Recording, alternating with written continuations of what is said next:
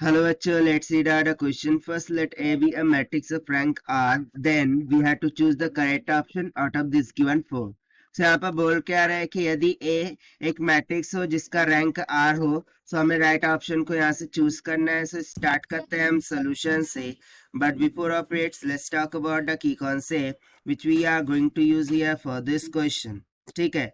So यहाँ पर हम सिंपली कंसेप्ट लगाएंगे रैंक ऑफ मैट्रिक्स का कि बेसिकली रैंक ऑफ मैट्रिक्स इस ये होता क्या है, इसे हम कैसे डिसाइड करते हैं. सो देट सपोज कि इस तरीके से मेरे पास कोई एक मैट्रिक्स है जो कि बेसिकली n बाय n का है. ठीक है. और इसमें सभी के सभी रोज बोलो या फिर कॉलम बोलो वो नॉन जीरो है. कैसी है? Non zero.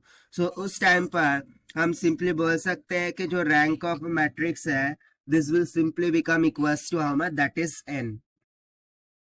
ठीक है. सो भाई इसी कंसेप्चुअल के अकॉर्डिंग हम यहाँ पर देखते हैं सोल्यूशन से.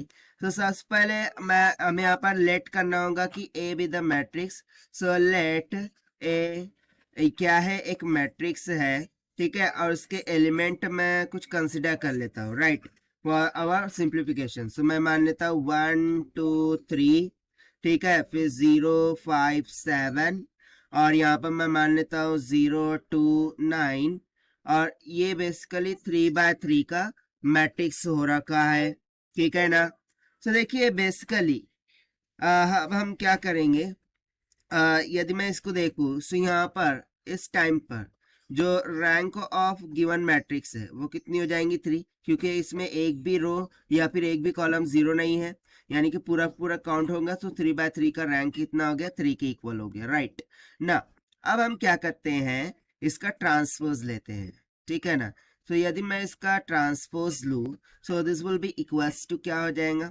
जो भी रोज है वो कॉलम में इंटरचेंज हो जाएंगी.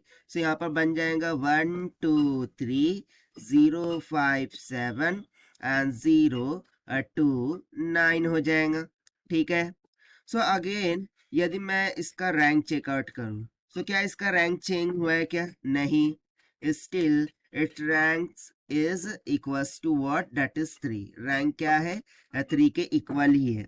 सो इससे हमें क्या समझ में आता है?